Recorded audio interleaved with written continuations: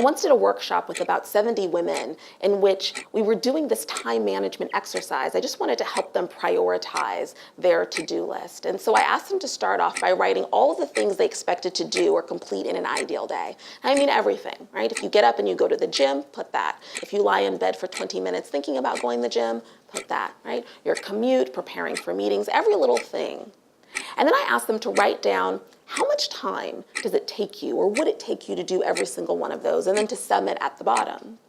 Well, you won't be surprised to know that not one woman in the room had a sum that amounted to less than the 24 hours all of us have in a day, and that only half the women had even put sleep on their list. Somehow they forgot about that. Right? It's no wonder that so many of us are walking around with these feelings of inadequacy, given the fact that what we imagine ourselves to be doing, the expectation that we have about what we should be literally doing each and every day, is humanly impossible.